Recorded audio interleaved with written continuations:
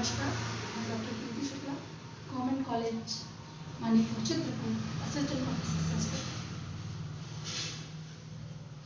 आज मैं आपको साहित्य दर्पणकार आचार्य विश्वनाथ के द्वितीय परिच्छेद में उल्लिखित शब्द शक्तियों के संदर्भ में बताऊंगा कि ये शब्द शक्तियां क्या है। शब्द के अर्थ का बोध कराने वाली शक्ति शब्द शक्ति कही जाती है। जिनसे हमें शब्दों के अर्थ का बोध होता है वही शब्द की शक्ति है। इससे पहले ये जानना आवश्यक है कि शब्द के तीन प्रकार होते हैं: वाचक शब्द, लक्षण शब्द और व्यंजक शब्द। इन शब्दों के द्वारा हमें तीन अर्थों की भी प्रतीति होती है। वाचक शब्द से वाच्यार्थ की, लक्षण शब्द से लक्ष्यार्थ की और व्यंजक शब्द से व्यंग्यार्थ की। इन अर्थों का बोध कराने वाली अर्थात अर्थ का बोध कराने वाली जो शब्द की शक्तियां हैं वह भी थी। वाचक शब्दों के द्वारा वाच्यार्थ की प्रतीति हमें अभिधा शब्द शक्ति के द्वारा होती है। लक्षक शब्द के द्वारा जिस लक्ष्यार्थ की प्रतीति होती है वह लक्षणा शब्द शक्ति के माध्यम से होती है। व्यंजक शब्दों के द्वारा हमें व्यंग्यार्थ की प्रतीति व्यंजना शब्द शक्ति के द्वारा होती है। इस प्रकार हम ये कह सकते हैं कि तीन प्रकार के शब्दों से तीन प्रकार के अर्थों की प्रतीति तीन प्रकार की शब्द शक्तियों के द्वारा होती है। इन तीन प्रकार की शब्द शक्तियों में जो प्रथम शब्द शक्ति है वह है अभिधा शब्द शक्ति। साक्षात सांकेतिक अर्थस्य बोधनाग्रिमा अभिधा। इसके संदर्भ में कहा गया कि साक्षात रूप से सांकेतिक अर्थ को बोध कराने वाली जो शब्द की शक्ति है वह अग्रिमा अभिधा कही जाती है। यह अग्रिमा कही जाती है। इसे प्रथमा भी कहा जाता है क्योंकि यह शब्द शक्ति वह शब्द शक्ति है जो मुख्य अर्थ का बोध कराती है। अर्थात वक्ता के द्वारा बोलने और श्रोता के द्वारा सुनने अर्थात पाठक के द्वारा सुनने में जो तुरंत अर्थात त्वरित जिस अर्थ की प्रतीति होती है वह ही मुख्य अर्थ होता है। उससे मुख्य अर्थ का बोध होता है। उदाहरण के लिए हम कह सकते हैं कि किसी उत्तम पुरुष ने मध्यम पुरुष से कहा गाय माने गाय ले आओ। तो गाय का तात्पर्य है कि गाय को ले आओ, गवय को नहीं। तब जो गाय शब्द से सस्मानादिपिंड, गाय का तात्पर्य सस्मानादिपिंड, उस अर्थ का जो बोध हुआ वह त्वरित वह मुख्य अर्थ होता है। किसी बालक से कहा गया कि पेन ले आओ तो साक्षात रूप से जो सांकेतिक अर्थ का बोध कराने वाली यह जो शक्ति है अग्रिमा या अभिधा जिसे कह सकते हैं, उससे बालक ने सांकेतिक रूप से अर्थ निकाला कि यह पेन है और वह उसे लेकर दे देता है। इनसे जिन शब्दों के अर्थ का बोध होता है, जिन शब्दों के अर्थों का बोध होता है वे तीन हैं। अभिधा शब्द के द्वारा वो तीन की संख्या है। पहली है रूढ़, दूसरे हैं यौगिक और तीसरे हैं योग। रूढ़ शब्द क्या होते हैं? तो रूढ़ शब्द वे शब्द होते हैं जिनको खंडित नहीं किया जा सकता। जैसे पेड़, इसका कोई खंडन नहीं किया जा सकते, ये रूढ़ है, स्थिर है, जड़ है। और यौगिक शब्द वे शब्द होते हैं जो प्रत्यय, कृदंत और समास के योग से बनते हैं, साथ ही ये समुदाय के अर्थ का बोध कराते हैं। उदाहरण के लिए महेश, देवेश।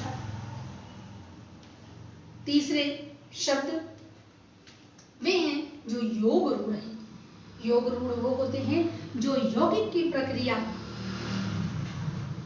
से बने होते हैं और निश्चित अर्थ में रूढ़ हो जाते हैं। जैसे जलज, जलज का तात्पर्य है जल से उत्पन्न। यह शब्दों के योग से जो बने यौगिक शब्द हैं, यह किसी एक कमल अर्थ में रूढ़ हो गया, इसलिए यह योग रूढ़ हो गया। तत्पश्चात आचार्य विश्वनाथ ने जो लक्षणा शब्द शक्ति की चर्चा की वह अभिधा के पश्चात की। जिस अभिधा शब्द शक्ति का हमने सर्वप्रथम प्रयोग किया वह मुख्य अर्थ का बोध कराने वाली होती है।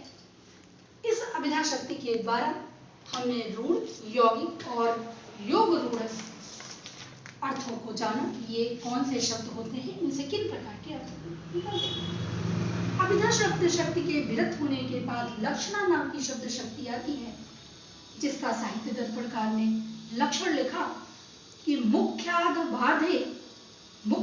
बाधे तदयुक्तो ययान्यो अर्थ प्रतीयते रूढ़े प्रयोजनात् असौ लक्षणा शक्ति अर्पिता। अर्थात मुख्यार्थ के बाद हो जाने के पश्चात तदयुक्तो अर्थात मुख्यार्थ का लक्ष्य अर्थ से जो संबंध होने पर या अन्य अर्थों प्रतीते जो अन्य अर्थ की प्रतीति होती है वह रूढ़ि और प्रयोजन के भेद से लक्षणा शक्ति है जो अर्पित होती है। जिस प्रकार से अभिधा शब्द शक्ति ईश्वर द्वारा उद्भावित होती है, उसी प्रकार लक्षणा जो शब्द शक्ति है वह ईश्वर द्वारा उद्भावित नहीं है, बल्कि वह अर्पित शब्द की शक्ति है। तात्पर्य यह है कि मुख्य अर्थ के विरक्त हो जाने पर जो लक्षणा शब्द शक्ति तभी प्रवृत्त होती है जो मुख्यार्थ का बाद हो जाए, मुख्यार्थ का लक्ष्य अर्थ से संबंध बना रहे और अन्य किसी तीसरे अर्थ की प्रतीति हो, दूसरे अर्थ की प्रतीति हो जो रूढ़ि और प्रयोजनवती हो। इस प्रकार यह शब्द की शक्ति लक्षणा शब्द शक्ति कही जाती है। इसके भी दो भेद किए गए लक्षणा के, रूढ़ा और प्रयोजनवती। रूढ़ा लक्षणा क्या है? मुख्य अर्थ का बाद होने पर जो रूढ़ लक्ष्य अर्थ को जो लक्ष्य अर्थ निकलता है उसे रूढ़ा लक्षणा कहा गया। अर्थात मुख्य अर्थ का बाद होने पर रूढ़ से जो लक्ष्य अर्थ निकला वह ही रूढ़ा लक्षणा है। उदाहरण के लिए कलिंग साहसी पद। कलिंग साहसी है। कलिंग एक देश है, तो देश कभी साहसी नहीं हो सकता, बल्कि देश में रहने वाले लोग साहसी होते हैं। तो अभिधा के द्वारा मुख्य अर्थ को बाधित करके कलिंग देश के लोग से तात्पर्य निकालकर अर्थात लक्ष्य रूप अर्थ को निकालकर रूढ़ि के द्वारा जो हम प्रतीति हुई वह रूढ़ा का धारण हुआ। अर्थात कलिंग शासक से जो लक्ष्य अर्थ निकला वह है कलिंग देश के लोग साहसी हैं, कलिंग देश के जन साहसी। इसी प्रकार प्रयोजनवती को यदि हम देखें तो किसी विशेष प्रयोजन के कारण जो मुख्य अर्थ को बाधित करके लक्ष्य अर्थ निकलता है। एक विशेष प्रयोजन के कारण, किसी विशेष उद्देश्य के कारण जो मुख्य अर्थ को बाधित किया और लक्ष्य अर्थ निकला वह ही होता है प्रयोजनवती लक्षण। उदाहरण के लिए गंगायाम घोष, गंगा में घोष, गंगा में अहिरों की बस्ती। गंगा में अहिरों की बस्ती नहीं रह सकती, इसलिए मुख्य अर्थ का बाद करके लक्ष्य रूप अर्थ तट लेकर हम ये कह सकते हैं कि गंगा तटे घोष, गंगा के तट पर घोष।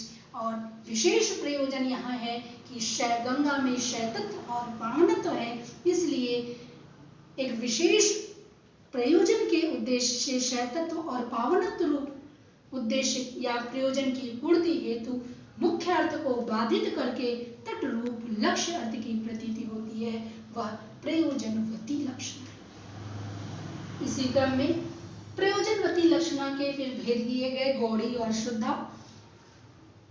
गौड़ी लक्षणा को यदि हम देखें तो जो गुण सादृश्य के जो आधार पर लक्ष्य अर्थ निकलता है वह गौड़ी लक्षणा होती है। जैसे मुख चंद्र है, मुख चंद्रमा के समान है। यहाँ पे गुण में जो सादृश्य के कारण मुख सुंदर है हमने कहा, वह गुण सादृश्य के आधार पर कहा और लक्ष्य अर्थ निकला, लक्ष्य अर्थ का बोध हुआ, इसलिए वह गौड़ी का प्रारंभ हुआ। शुद्धा का यदि देखें तो गुण सादृश्य के अतिरिक्त जो साहचर्य के आधार पर लक्ष्य अर्थ की जो प्रतीति होती है, साक्षर इत्यादि के आधार पर जो लक्ष्य अर्थ की प्रतीति होती है, उस पे हम शुद्ध का उदाहरण कह सकते हैं। जैसे सिर पर क्यों बैठे हो, कोई सिर पर नहीं बैठता।